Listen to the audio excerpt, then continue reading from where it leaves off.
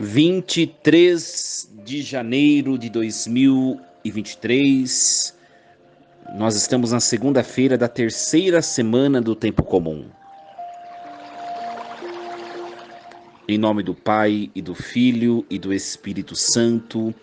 Amém. Meus queridos filhos e filhas, muito bom dia, vos saúdo com a paz de Jesus.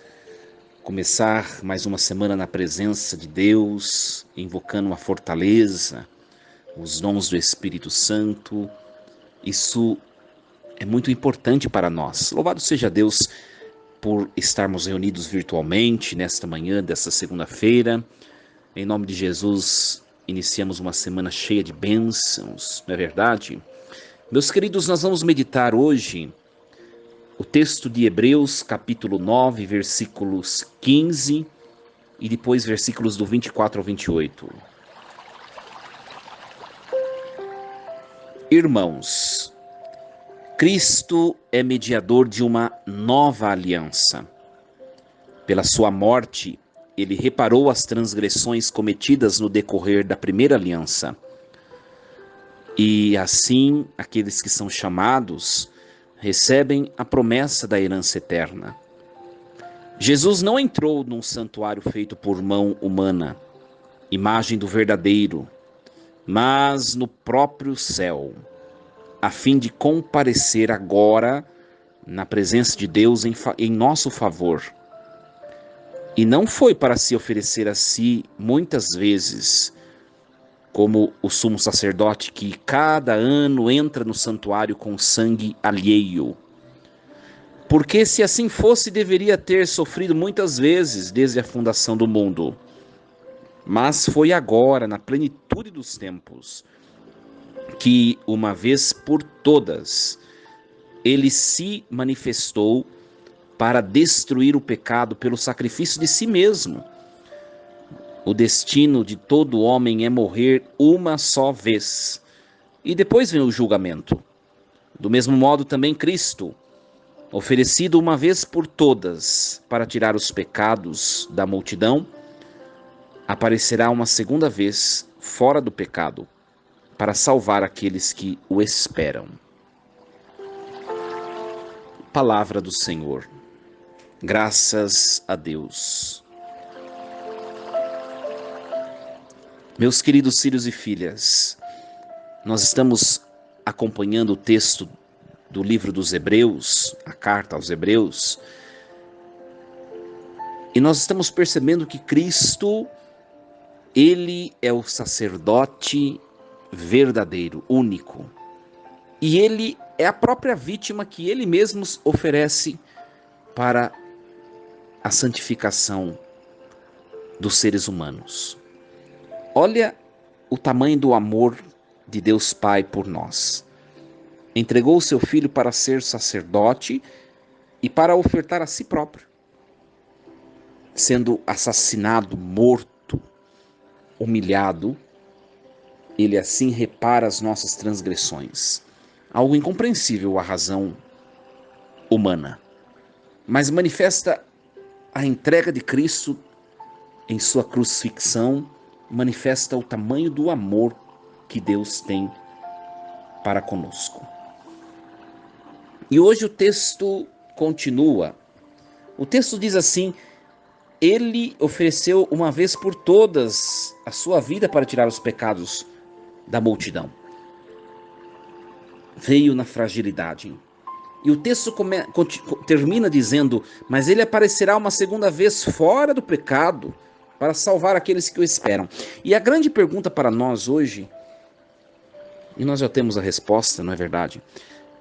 Será que os seres humanos, de maneira integral, geral, esperam pelo Cristo que virá uma segunda vez fora do pecado?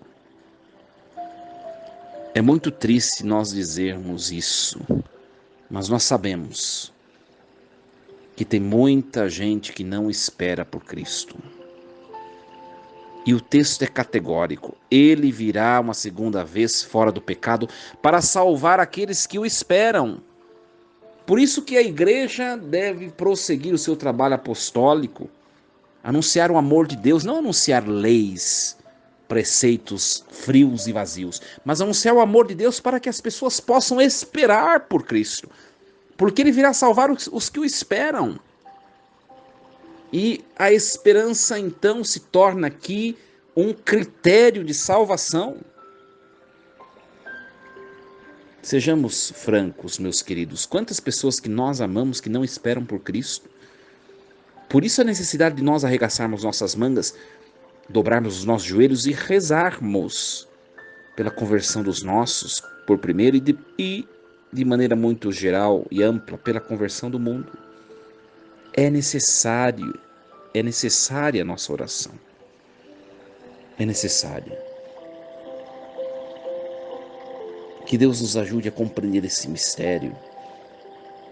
Hoje nós somos convidados a rezarmos por aqueles que ainda não o esperam por Ele, não o amam, não o adoram, para que possam receber a virtude teologal da esperança e se tornar adoradores fiéis de Jesus. Pessoas esperançosas.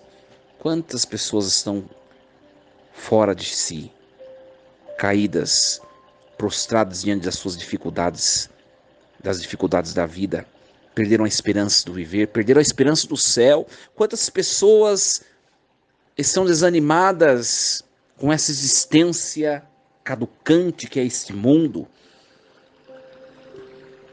Já não existe céu para elas. Vivem numa batalha deste mundo interminável. A estas nós precisamos falar de amor, falar de paz, falar de Deus, de um Deus que quer nos arrebanhar numa felicidade interminável que se chama céu. Isso nós devemos anunciar. Que nós sejamos esses missionários de Deus nessa semana. Quando você se encontrar com alguma pessoa encurvada diante dos problemas da vida, seja apóstolo da esperança, seja apóstolo da alegria, apóstolo do amor de Deus. Que esta semana seja permeada dessa apostolicidade divina. Que Deus assim nos capacite. Força e coragem. Desejo uma semana abençoada, cheia da esperança que vem de Deus. Fé e confiança, meus queridos. Deus os abençoe. Força e coragem. Em nome do Pai, do Filho e do Espírito Santo. Amém. E lembremos-nos sempre, Deus está no comando de tudo.